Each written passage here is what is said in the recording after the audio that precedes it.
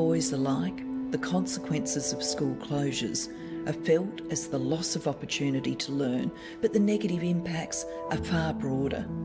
Without access to school, millions of children can go without a daily meal, a safe place to play, or protective services and emotional support.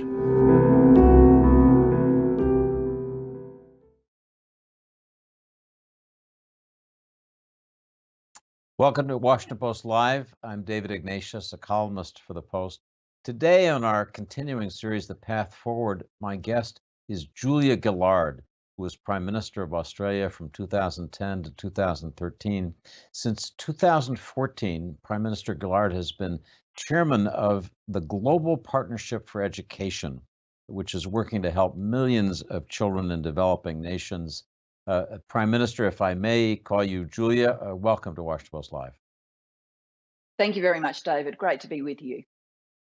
It's good to have you. This is a big day for you and for the world with the G7 meeting in London. What I read from the news releases is that UK Prime Minister and the host of the G7 summit, Boris Johnson, made a pledge today of £430 million to your Global Partnership for Education, and other EU nations have also made commitments. Just tell us a little bit about what's happened today and where you are on your goal of raising $5 billion for the partnership's broader work. Thank you very much, David. Yes, we are on a campaign to raise $5 billion US to support the work of the Global Partnership for Education over the next 5 years. The end for that pledging moment is actually at the end of July. We have a Global Education Summit being co-hosted by Prime Minister Boris Johnson and President Kenyatta of Kenya in London on the 28th and 29th of July. So that will be the culmination of this funding campaign. But today's G7 meeting was an important staging post along the way, and Prime Minister Johnson did take the opportunity to show his hand as to how much the UK will pledge. And you're right, he said £430 million. So we are delighted to see the UK pledge that amount now as a way of rallying other nations. Yesterday, the European Commission also made its pledge, which totals up to around $850 million US. We are expecting other donors to make pledges between now and July, with many leaving it until the actual summit itself. I should say, David, that pledges that come in tend to come from donor nations. They're through overseas development aid budgets, though we do attract some money from private philanthropy. But another important part of GPE's work is when we have a summit like the one in July, developing countries themselves come and make pledges about their own education expenditure. So how much money will their nation devote to the task of educating every child? And that's important because without those pledges, of course, we could see some sort of substitution effect, international dollars going in as domestic dollars come out. But because we do both sets of pledges, we can put them together and know that we are truly growing resources. Well, congratulations on the pledges that you received today. I also note that you had an op-ed piece in The Guardian this morning with Dominic Raab, in which you argued that this is such a severe problem in terms of global education that we're in danger of having a lost generation of children. I found that quite haunting. Could you tell us a little bit about the arguments you made in that piece? And then I want to, after that, ask you a little bit about the scene at the G7 gathering. Sure. What we are very fearful of is that the pattern of the pandemic's effect on education will be like that of earlier health crises. So we know, for example, when Ebola hit a number of nations in Africa and schools understandably had to close because of the health emergency, when schools were ultimately reopened, the most marginalised children didn't make it back to school, particularly the girls, many of whom had been subject of child marriage, some of whom had gone on to child labour. Some families had decided that they would keep their girls home from school on domestic labour in order to free up an adult to go and engage in some sort of economic activity.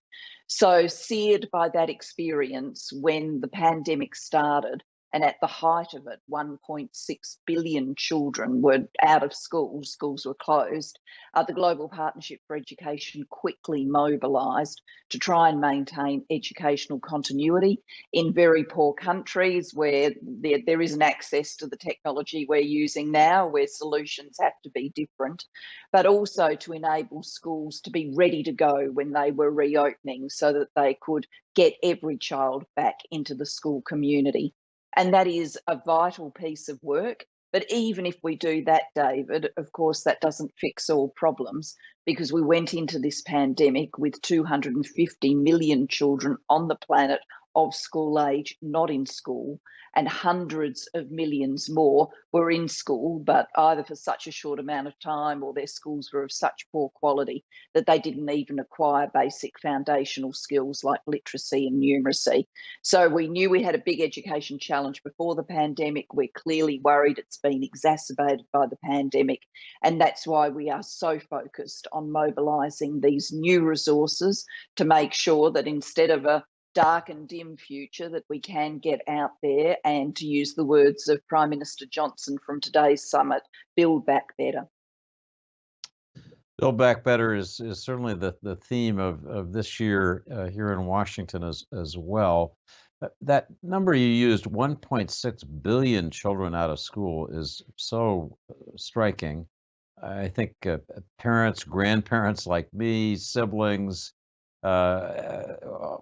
almost all of us have had the sense of how severely education has been disrupted for children in developed as well as developing countries. I was looking at some UNESCO numbers published last month. Schools closed countrywide in 26 countries, partially opened in 55 countries. 90% of the world's school-age children have had their education disrupted. Just incredible numbers. And I want to return to this question of the long-term damage of what we've just lived through and the ways in which that damage can be best remediated, ameliorated by things that we can do, that your partnership is trying to do. Explain those to us. Yes, certainly. I mean, we are seeing that the educational impacts of the pandemic flow across existing lines of inequality. So yes, it's been difficult for everyone when schools have been closed and there's had to be homeschooling. Even for the highest income households in a country like the United States, homeschooling has brought additional pressures onto the already overburdened shoulders of parents. And I'm sure many parents have got tales to tell about how hard homeschooling was. But in higher income environments, that has been mitigated by the ability of schools to keep educational continuity happening using video conferencing and the like. Yet even in countries like the US, the UK, Australia, we know school closures have disproportionately affected the learning of children who are already in disadvantaged groups, whether that's disadvantaged because of income or disadvantaged because of race or some other characteristic. And then if you pull the lens out and look globally, then it's true to say as well that the burden of this has fallen disproportionately on the most disadvantaged children who didn't have some ready-made solution when schools closed. So what can we do? Well, we need to double down on the work that has shown progress and did show progress before the pandemic. And that work is being there with developing countries, planning whole school systems. You know, a whole school system has to work if you are going to include every child. You can't just build a school here, train a teacher over there, worry about a textbook over here. The whole has to come together in a well-planned system. And that's what the Global Partnership for Education does. And then the resources have to be mobilised to realise the implementation of the plan and to stock take at every stage that you're on course for implementation. And that's what we do at the Global Partnership for Education. We can show dividends from that kind of approach, more children in school and more children learning. A fully resourced GPE with 5 billion of funds will be able in this period, even in the aftermath of the pandemic, to get 88 million more children into school, disproportionately girls, as well as improve the learning outcomes of hundreds of millions more. I should make the point that the US, of course, is not a bystander in this. The US has been a long-term member of the Global Partnership for Education, and we are asking the US to make an ambitious multi-year commitment to our work, particularly given the extra burdens that are being faced because of the pandemic. Do you have any sense, Julia, from your conversations with the Biden administration of what the level of commitment that might be, with the UK pledging over 400 million pounds, substantial commitment from the EU? What are you looking for from the US? Look, we don't know the number yet, and we certainly understand that, you know, there's a setup time for a new administration. Of course, Samantha Power has very recently gone into USAID, and so some work has to be done. But we are very confident that President Biden, that Samantha Power, that the administration generally understands that we've got, you know, interrelated problems out there in the world. Yes, we've got to vaccinate the whole world because none of us are safe from COVID-19 until all of us are safe. But alongside that, if we're going to make a difference for peace and prosperity, then we do have to be investing in education. And the evidence is unambiguously clear that the key for economic development long term is greater skills in the workforce. That takes you back to education. And a key development tool for change is investing in girls. A girl who is educated will go on to become a woman who can generate economic returns. She'll be out there in the labour force, able to support her family and her community. The evidence also shows that she is likely to choose to marry later, to have fewer children. Her children are more likely to survive infanthood, they're more likely to go to school, and they're more likely to be vaccinated. And so this is the upward cycle of development, of peace and prosperity that we want to get the world on. So that's a powerful agenda. I want to ask you, because you have been successful today in pushing your goals with the G7 as you hope to be, what the mood is like at this gathering. Were you able to meet over the last day or two with Prime Minister Johnson or other G7 leaders? What's your sense of how this gathering is going? I last saw Prime Minister Johnson a few weeks ago. We visited a school together in Durham and had a very delightful morning talking to not only local children, but we were hooked up with a classroom in Kenya where President Kenyatta was, and we were able to talk back and forth with the children there. One of the children asked Prime Minister Johnson what his favourite subject was at school, and he said studying Latin and the classics. So I think that caused a bit of bemusement amongst children, both in Durham and in Kenya. But we were able, when we were together, for me to get a very clear sense that Prime Minister Johnson was absolutely focused on ensuring that despite the multiple challenges on the table at this G7, that there would be a focus on girls' education. And of course, we're grateful for that. I mean, this meeting is at an extraordinary time. Where, you know, many of our nations are looking for the days beyond the pandemic. We've got access to vaccines. Communities are starting to get to the stage that they can open up. But we know right around the world that that is not the circumstances in which so many are living. For many countries, the height of the pandemic, illness and disease is still with them. So I can understand that each of the leaders at the G7 has felt very strongly the importance of discussing and collaborating to get vaccines out there and to get economic growth, as well as to deal with some of the longer term issues that, education and putting money into education now makes a difference to.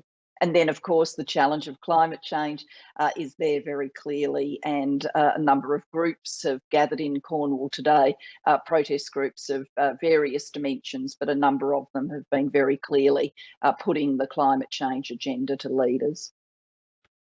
One of the interesting aspects of this year's G7 is that Prime Minister Johnson invited Australia as a guest, an observer, as it were, along with India and South Korea. Do you think that's a good idea? And I'm wondering whether you think the G7 really needs to be expanded.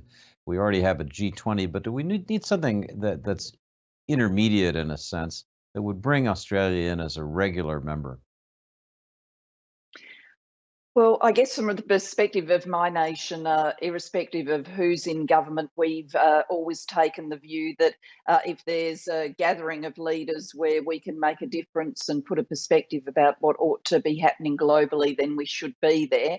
And I'm sure Prime Minister Morrison is very pleased to have been invited to the G7. I believe that each of these bodies can have their role. The G20 was pivotal to the economic coordination that was needed in the face of the global financial crisis, the huge economic crash of 2008. And so, I would want to see the world continuing to invest in the G20, but it does seem to me to make sense when the G7 meets to not only have the nations who have historically been there, but from time to time to include others. As we talk about the education of girls, I have a special question that's on the minds of many Americans as we contemplate the withdrawal of U.S. troops from Afghanistan, and that's the future of women's education and women's rights generally in Afghanistan. I'm sure you've thought deeply about this over many years. Speak just a little bit about the concerns you have and what organizations like yours, but really all of us through our governments can do to try to make sure that there are not sharp reversals for women and girls in Afghanistan. I too very much think about this, and I reflect back to the days that I travelled to Afghanistan as Prime Minister. I went on more than one occasion. We, of course, had Australian troops there in the NATO ISAF coalition, the broad coalition that was fighting in Afghanistan, and a number of Australians lost their lives in Afghanistan during those years. At the same time, we were contributing to aid and development works, including to girls' education.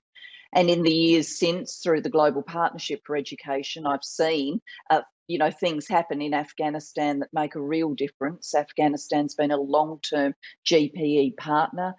We've been investing in education there, including in facilities like secondary schools for girls where the teaching workforce are female, because families are more likely to send their girls to school, particularly adolescent girls, if they will be taught in an environment where there are only women present.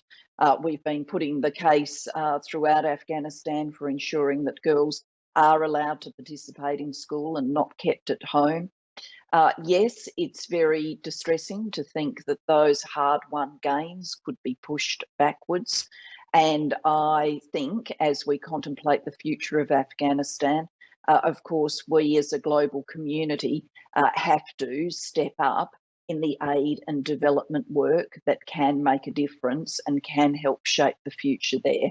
I don't think that we should conclude that somehow this is all hopeless now.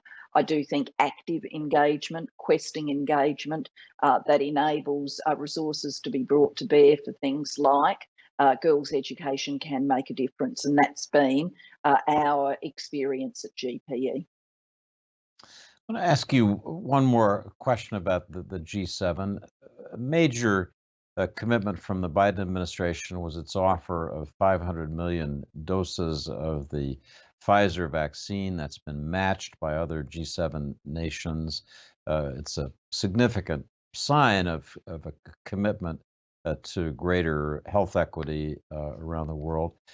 But I'm curious what you think needs to be done beyond that. If we see this as the beginning of a greater commitment by the developed countries to the whole world's health and security, what are the next things that would be on your agenda? There is a lot to be done here. I mean, urgently getting vaccines out around the world is the first step. And so I am very pleased to see the announcements that have been made at the G7.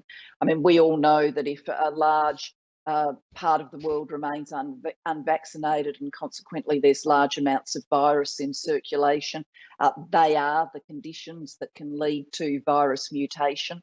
And of course, the horror story there would be a virus mutation that enables it to escape current vaccines. So this is in all of our interests in the most hard-headed sense, let alone the moral sense about wanting to do the best by humanity in general. But this is not going to be one shot. It's not just going to be getting vaccines around the world now. We are going to have to, in the years to come, be in a position where vaccines can continue to be distributed. That requires some complex thinking about where manufacturing capacity is going to be, how that can be developed and realised, supported and sustained, so that it is there to enable vaccines that have to be tweaked over time because of mutations to be made available quickly. As important as the vaccines are, it's not all about vaccines. There's also been developments in therapeutics, which have, in countries that have had access to them, meant that someone who gets a very severe version of the disease is more likely to survive it. In countries like the UK, Australia, the US, the death rate for people who ended up in hospital, ended up on ventilation, has gone down over time because therapeutics have come on stream. There is, of course, the agenda about continuing to invest in the further development of therapeutics and making sure that they too are equitably distributed. A couple of questions for you as a former Prime Minister of Australia, starting with China. Just reading back a little bit, I see that when you were Prime Minister, China is for every Australian Prime Minister in recent years was a key issue. You did some things that upset the Chinese, working with President Obama to station Marines in Darwin is one that we remember. And also, if I'm not mistaken, you were early to ban Huawei from your networks in Australia, but at the same time, you tried to keep working with China on some mutual goals. Can I ask you, as you reflect on your time as Prime Minister and on what's happened since then, whether you think it's possible for Australia or indeed for any democratic country these days to take a middle path with China, or whether that's become more difficult, that the Chinese have become more aggressive and assertive in ways that make it harder to make the compromises that you might otherwise want?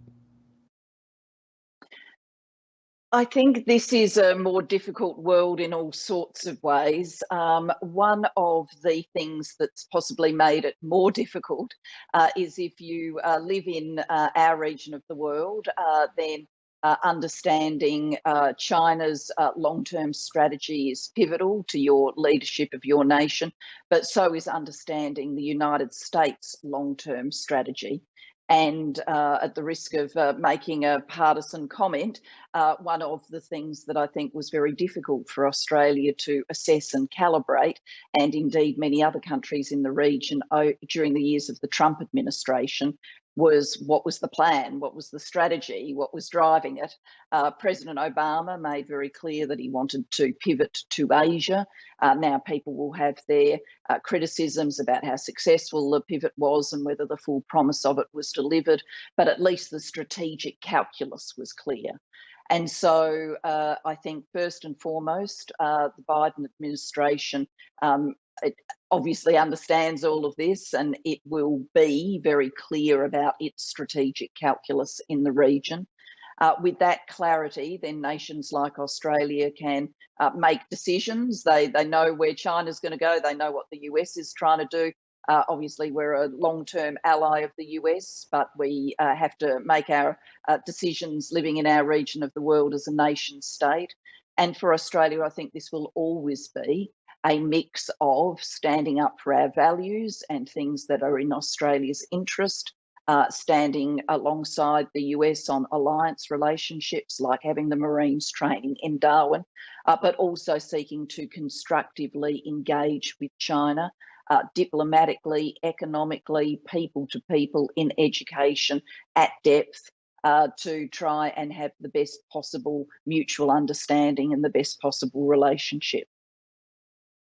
When I was in Australia several years ago, Julia, I wrote a column saying Australia had a problem that its heart was with the United States, but its wallet was in Asia, close to China. Is that fair? And is that just something you're going to have to live with? A little bit fair and a little bit unfair. A little bit unfair to the United States in the sense that the economic relationship we have with the United States, particularly by the time you calibrate in investment as well as trade in goods and services, is a very deep and strong relationship. But it's right in the sense that, you know, a huge percentage of our exports obviously goes to our own region of the world. Indeed, a very sizable percentage goes to China itself. And I, you know, think, yes, that means Australia has to think these things through, but actually so does the whole world. You know, not every nation is as deeply economically engaged with China as Australia is, but the global economy is a very interconnected economy. The US economy is interconnected with the Chinese economy.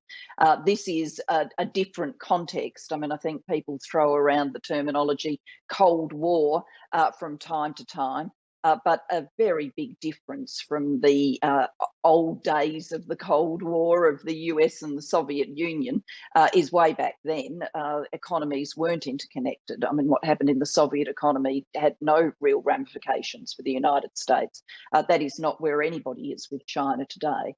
So we do need a new set of tools and some different ways of thinking rather than just scrubbing off some you know, Cold War rhetoric and thinking that it's going to fit current circumstances. It's well said. Another question for an ex-prime minister. President Biden meets next week with Russian President Vladimir Putin.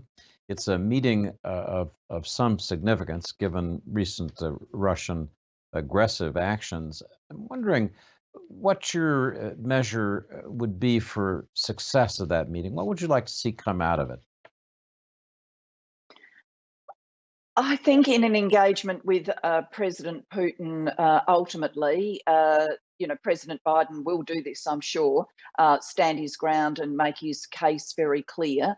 And, you know, hopefully what comes out of it is a way of continuing to press the issue, that it's not sort of strong words and nothing moves forward, but strong words, hopefully with a pathway to keep pushing the issues forward. I don't underestimate the difficulties of doing that. But, you know, at the end of the day, I think everybody in the world would probably realise that ultimately President Putin is someone who respects strength and will only respond if issues are put pretty plainly and with some force in the diplomatic exchanges with him. And the last question for you today, on the day the world's leaders are meeting for the G7 conference, the Biden administration's theme has been that America is back. It's back to its traditional leadership role. I'm curious whether you and others you speak with in Australia and around the world feel that that's entirely so, or there remains a concern that the sharp populist explosion that created the Trump presidency remains a concern that going forward you're going to worry about.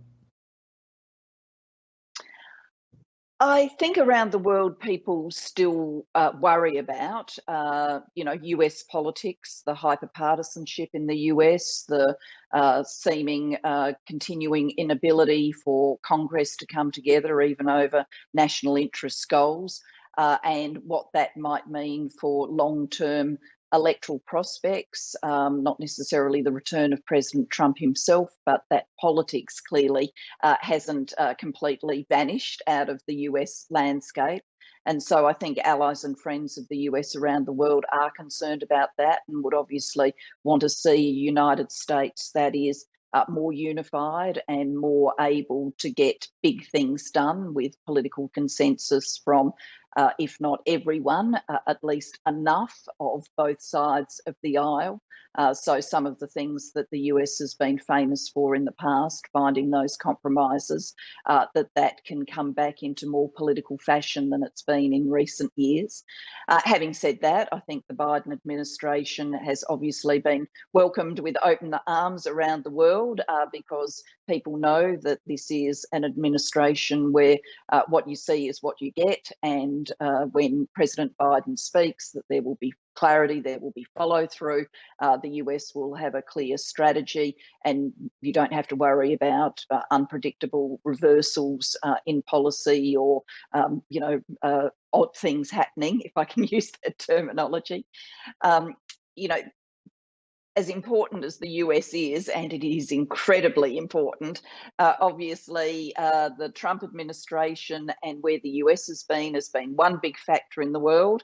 There are other big factors changing in the world. We've talked about one, the comparative strength of China and its diplomatic outlook. Of course, how technology is continuing to remake information streams, the power of technology companies, the remaking of the world of work. All of these things are being experienced by nations everywhere. And so I think how the US navigates this new environment. So the US is back, but back in an environment that is complex, fragmented, and where showing American leadership is, not as easy as it might look, because every issue is a complicated one. The pandemic's complicated, climate change is complicated, the ongoing structures of the world in terms of diplomatic architecture are complicated, the geopolitics is complicated, and so on. Prime Minister Julia Gillard, thank you for joining us on a big day, the G7 summit, and a big day for your global partnership for education with significant pledges. We hope that continues. We're really grateful to you for joining us today on Washington Post Live. Thank you very much. Great to have been with you. So today at 2 o'clock, my colleague Michael Duffy will be here for an interview with novelist James Patterson. You're going to want to hear about James Patterson's co-author, former president named Bill Clinton. Enjoy that. Enjoy the weekend. We'll see you soon on Washington Post Live.